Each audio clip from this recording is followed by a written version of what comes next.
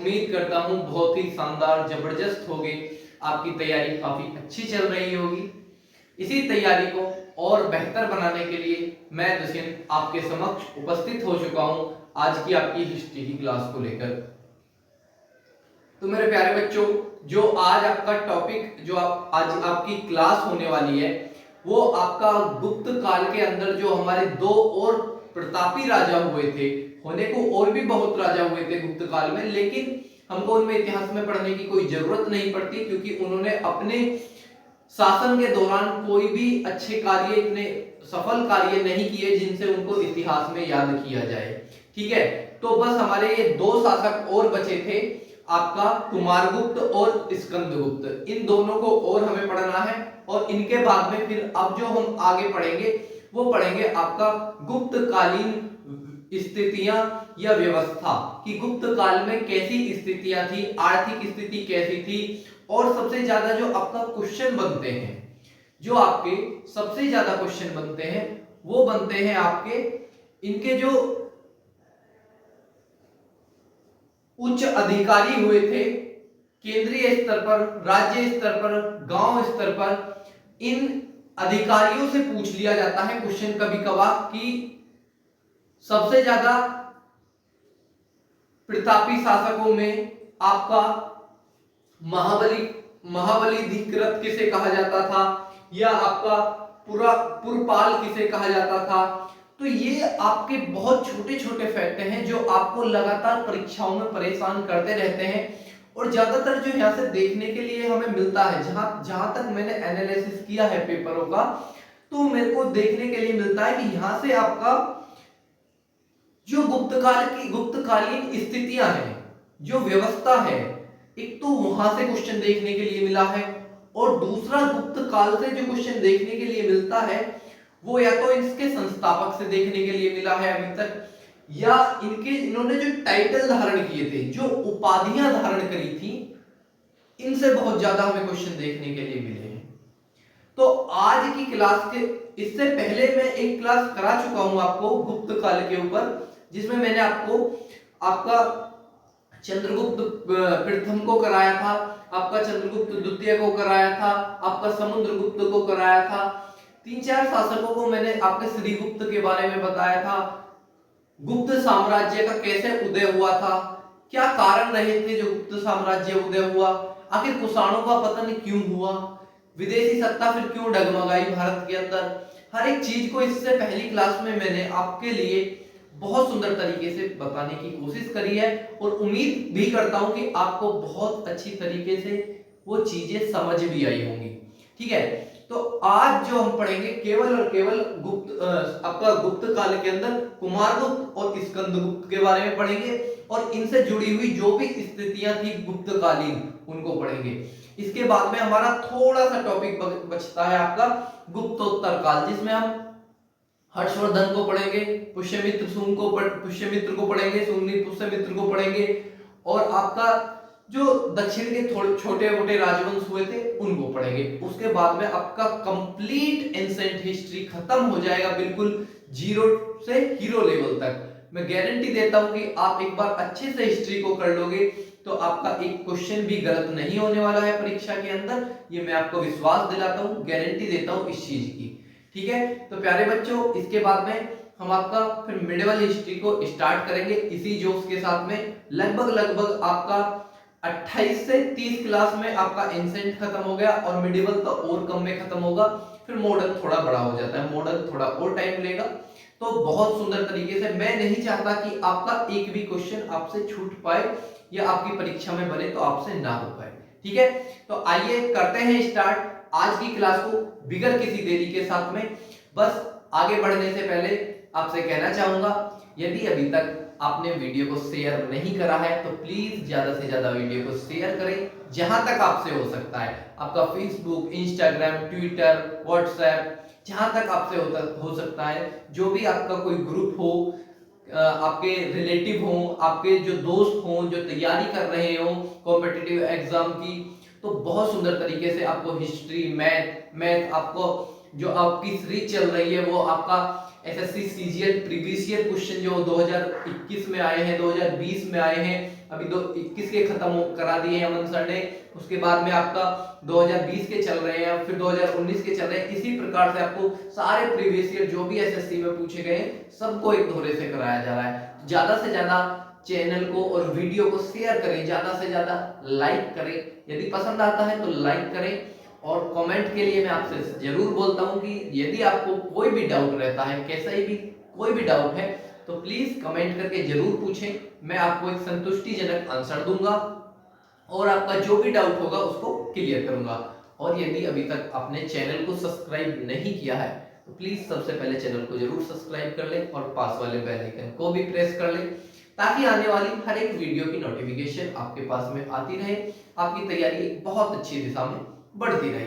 तो आइए करते हैं स्टार्ट। बिल्कुल बीच में कोई डिस्टरबेंस नहीं करूंगा, ना कुछ लाइक के लिए बोलूंगा, ना कमेंट। आपका मन होगा तो आपको कंटेंट अच्छा लगेगा तो आप खुद से करेंगे, ठीक है। आइए करते हैं स्टार्ट बहुत अच्छे तरीके से आज की क्लास को। तो आज जो हम पढ़ेंगे मेरे बच्चों, वो पढ़ेंगे हम कुमारगुप्त। कुमारगुप्त से देखेंगे, सबसे पहले इनका कार्यकाल देखेंगे। 415 से 455 तक आपका कुमारगुप्त का शासनकाल रहा है भारत के अंदर, ठीक है। देखेंगे इनका टाइटल देखेंगे, कौन सी उपाधि धारण करी थी, महेंद्र आदित्य। उपाधि कौन सी धारण करी थी, महेंद्र आदित्य की उपाधि इन्होंने धारण करी थी। सर्वाधिक गुप्त कालीन अभिलेख इसी के समय के प्राप्त हैं। मतलब कि समझने की कोशिश करेंगे यहां से बच्चों कि आपका जो कुमारगुप्त का जो शासन हुआ था, इसमें सबसे ज्यादा गुप्त काल के जो अभिलेख मिले हैं वे कहां से मिले हैं, आपके गुप्त काल के कुमारगुप्त के शासनकाल से मिले हैं, ठीक है। देखेंगे स्वर्ण, रजत तथा ताम्र मुद्राएं प्राप्त हुई हैं। 3 तरह की मुद्राएं प्राप्त हुई हैं जो प्रचलन में थी आपकी। सातवाहन की तरह यहाँ पर शीशे की मुद्राओं का प्रचलन नहीं था। स्वर्ण मुद्राएं चलाई गई थी, रजत चलाई गई थी और ताम्र चलाई गई थी। बताया जाता है कि जो ये स्वर्ण मुद्राएं थी ये कुषाणों के बराबर शुद्ध मुद्राएं नहीं थी। इनमें ये जो मुद्राएं थी कहीं ना कहीं आर्थिक स्थिति कमजोर होने के कारण इनमें बहुत ज्यादा मिलावटें हो गई थी आपके स्कंदगुप्त और कुमारगुप्त के शासनकाल के आने तक, ठीक है। लेकिन स्वर्ण मुद्राएं चलाई बहुत भारी मात्रा में थी, लेकिन इन स्वर्ण मुद्राओं में बहुत ज्यादा मिलावटें होने लगी थी आपकी कुमारगुप्त और स्कंदगुप्त के समय तक। रजत मुद्राएं आपकी चलाई थी जब आपका गुजरात विजय किया था, गुप्त काल ने गुजरात को विजय किया था, तब उसके उपलक्ष्य में आपकी रजत चांदी की मुद्राएं चलाई थी। बताया जाता है ताम्र मुद्राएं, तो ये जो आपकी ताम्र मुद्राएं थी ये ज्यादा प्रचलन में नहीं थी। ऐसा सिक्के जरूर पाए हैं हमने ताम्र मुद्राओं के गुप्त काल के अंदर से, लेकिन ये ज्यादा प्रचलन में नहीं थी। ये बस इतने ही प्रचलन में थी जो आपका नीचे का कुलीन वर्ग, जो आपका नीचे का वर्ग था, जो आपके शूद्र और वैश्य थे, इनके लिए ये मुद्राएं चलाई गई थी डेली व्यवहार के लिए। डेली व्यवहार के लिए ये मुद्राएं चलाई गई थी जो ताम्र मुद्राएं थी, ठीक है। आगे देखेंगे विल्डसड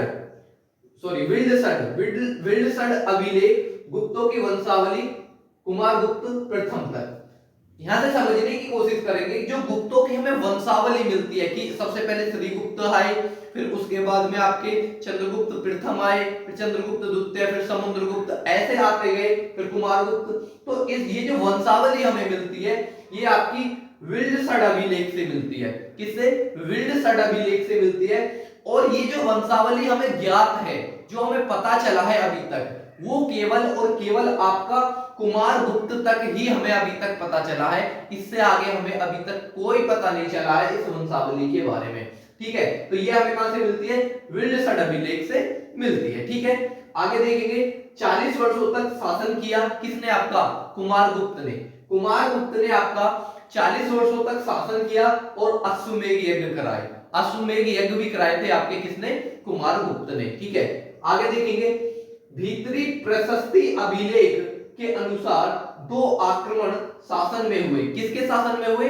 कुमारगुप्त के शासन में आपका 2 आक्रमण हुए। ये जानकारी हमें कहां से मिलती है? भीतरी प्रशस्ति अभिलेख से मिलती है। भीतरी प्रशस्ति अभिलेख से हमें जानकारी मिलती है कि आपका कुमारगुप्त के शासनकाल में दो आक्रमण हुए। पहला आक्रमण हुणों ने किया और दूसरा आक्रमण किसने किया था?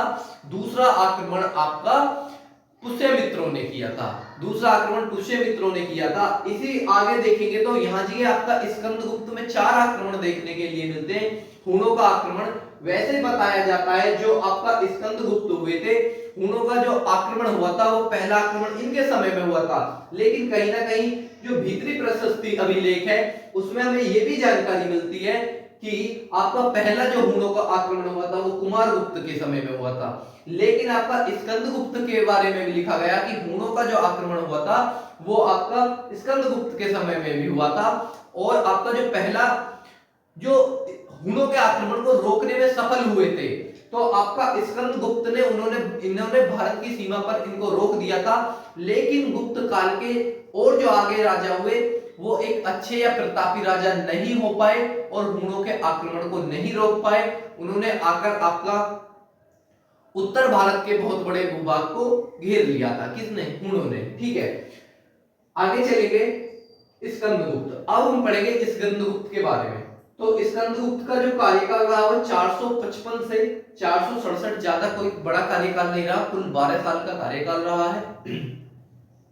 जो उपाधि धारण करी थी वो किसकी करी थी? क्रमादित्य की करी थी। किसकी करी थी? आपकी क्रमादित्य की उपाधि धारण करी थी। किसने? आपके स्कंदगुप्त ने करी थी ये उपाधि। ठीक है, बताया जाता है कि इसने जो सोने के सिक्के चलाए थे, जो स्वर्ण मुद्राएं चलाई थी, ये आपका वीणा वादक का मतलब कि संगीत का बहुत प्रेमी था।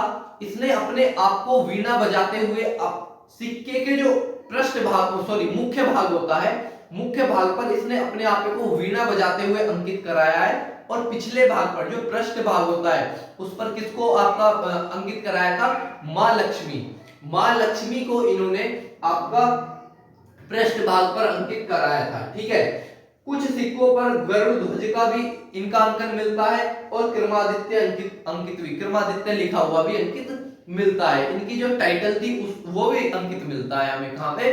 कुछ आपके सिक्के थे ऐसे, किसके? स्कंदगुप्त के।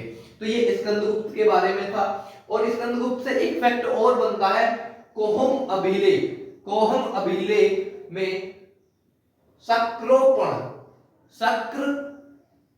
कहा गया है। किसको? आपका स्कंदगुप्त को। ठीक है, स्कंदगुप्त ने, मैंने आपको बताया था पहला हुणों का जो स्कंदगुप्त के शासनकाल में 4 आक्रमण हुए थे, जिसमें पहला हुणों का, पुष्यमित्रों का और जो आपके वहां के जो सत्ता रोधी जो राजा हुए थे, जो छोटे छोटे राजा हुए थे सत्तारोधी, उन्होंने अपने अपनी जगह पर आक्रमण स्टार्ट कर दिए थे।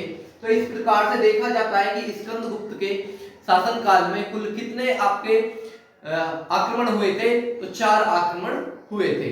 तो ये आपकी बेसिक सी बहुत छोटी छोटी जो फैक्ट बनते रहते हैं आपकी परीक्षाओं में, वो मैंने आपके सामने प्रस्तुत करे हैं आपका गुप्त काल के राजाओं के अंदर से। ठीक है, अब मैं गुप्तकालीन आपसे जो क्वेश्चन पूछे जाते हैं, गुप्तकालीन स्थिति से, गुप्तकालीन व्यवस्था से, सामाजिक व्यवस्था, आर्थिक व्यवस्था, हर चीज को आपके सामने डिस्कस करने की कोशिश करूंगा और उम्मीद करूंगा कि आपको बहुत अच्छी तरीके से हर एक चीज को समझा भी पाऊं। ठीक है, गुप्त काल के केंद्रीय स्तर के अधिकारी, तो ये अधिकारी सबसे ज्यादा आपसे पूछे जाते हैं। सबसे ज्यादा जो आपसे पूछे जाते हैं क्वेश्चन वो यहीं से पूछे जाते हैं। आप प्रीवियस ईयर उठा के देखना, आपको क्वेश्चन यहीं से मिलेंगे। ठीक है, सबसे पहले देखेंगे कुमारात्य। कुमारात्य किसे कहा जाता था? प्रांतों का प्रशासक। प्रांतों के प्रशासक को क्या कहा जाता था? कुमारमात्य। कुमारमात्य कहा जाता था आपके प्रांतों के प्रशासक को। महादंड नायक। महादंड नायक किसे कहा जाता था? न्यायाधीश को क्या बोला जाता था? दंड नायक, महादंड नायक बोला जाता था। अब आपके दिमाग में कंफ्यूजन ये हो रहा होगा कि हमसे परीक्षा में ये क्वेश्चन कैसे डिजाइन करके पूछा जाएगा। आपसे पूछा जाएगा कि गुप्त काल के अधिकारियों के अंदर भंडागार अधिकृत किसे कहा जाता था? सेना का सर्वोच्च अधिकारी, राज्य कोष का अधिकारी, भूमि कर संग्रह करने वाला अधिकारी या दान विभाग का प्रधान। तो इस प्रकार से ये आपसे क्वेश्चनों के बनेंगे। ठीक है, तो भंडागार अधिकृत किसे कहा जाता था? आपका राजकोष के अधिकारी को कहा जाता था। महाबला अधिकृत, तो महाबला अधिकृत किसे कहा जाता? आपका सेना का सर्वोच्च अधिकारी। सेना के सर्वोच्च अधिकारी को महाबला अधिकृत आपका कहा जाता था। ठीक है, आगे देखेंगे ध्रुवाधिकरण। ध्रुवाधिकरण किसे कहा जाता था? जो भूमि कर संग्रह करने वाला अधिकारी था, जो भूमि का जो कर जो कलेक्ट करता था, जो भूमि का कर इकट्ठा करता था, उस अधिकारी को क्या कहा जाता था? ध्रुवाधिकरण कहा जाता। ये आपका सबसे इंपॉर्टेंट है और परीक्षाओं में कई बार ये देखने के लिए मिला है आपका। ठीक है, अग्रहारिक, अग्रहारिक किसे कहा गया है? दान विभाग का जो प्रधान हुआ करता था उसको अग्रहारिक कहा गया था।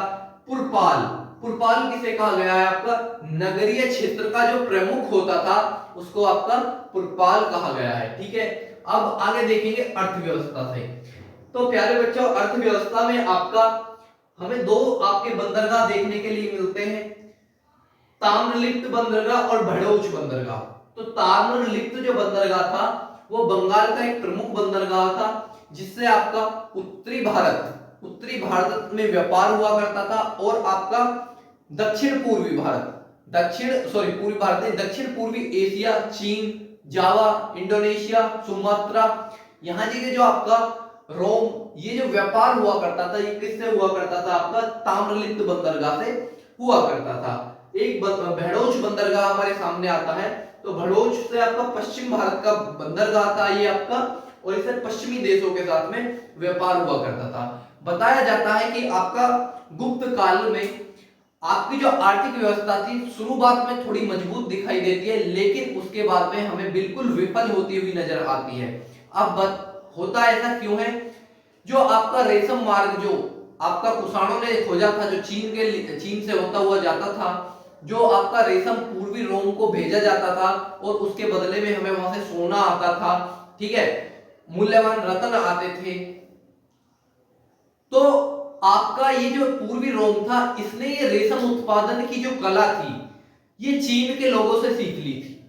तो कहीं ना कहीं हमारा जो रेशम से जो हमें सोने का कलेक्शन होता था वो होना खत्म होता जा रहा था और रेशम का व्यापार बिल्कुल ठप होता जा रहा था। तो इस कारण आपका रेशम की वजह से जो भी हमें आपका सोना आता था वो आना हमारा कैसा हो गया था? बंद हो गया था। उससे बना रेशम से बना हुआ जो मखमल हुआ करता था, जो कि आपका बंगाल का बहुत प्रसिद्ध मखमल हुआ करता था, वो आपका रोम जाना बंद होता गया और वहां से आपका सोने का आना कम होता गया। तो कहीं ना कहीं इस चीज का प्रभाव हमें आपका गुप्त काल की अर्थव्यवस्था पर देखने के लिए मिलता है। जो इन्होंने सोने के सिक्के चलाए थे गुप्त काल के अंदर, तो गुप्त काल में सोने के सिक्कों को आपका क्या कहा जाता था? दिनार कहा जाता था। और जो आपका जो चांदी के सिक्के चलाए थे उनको क्या कहा जाता था? रूपक कहा जाता था। क्या कहा जाता था? रूपक कहा जाता था। ये क्वेश्चन आपकी परीक्षाओं में दोनों क्वेश्चन कहीं ना कहीं देखने के लिए मिले हैं। मेरे को कंफर्म याद नहीं आ रहा कि मैंने किस परीक्षा में देखने के लिए मिले, पर ये आपके प्रीवियस ईयर उठाना कहीं ना कहीं आपको देखने के लिए जरूर मिलेंगे कि गुप्त काल के अंदर जो स्वर्ण मुद्राएं चलाई गई थी उनको क्या कहा गया था? दिनार कहा गया था। और जो चांदी की मुद्राएं चलाई गई थी उनको क्या कहा गया था? आपका रूपक कहा गया था। तो उम्मीद करता हूं बच्चों ये आपको क्लास काफी पसंद आई होगी। यदि पसंद आई है तो क्लास को ज्यादा से ज्यादा शेयर करें, ज्यादा से ज्यादा लाइक करें और ज्यादा से ज्यादा कमेंट करें। और यदि अभी तक आपने चैनल को सब्सक्राइब नहीं कर रखा है तो प्लीज पहले चैनल को जरूर सब्सक्राइब भी कर लें। ठीक है, थैंक यू सो मच।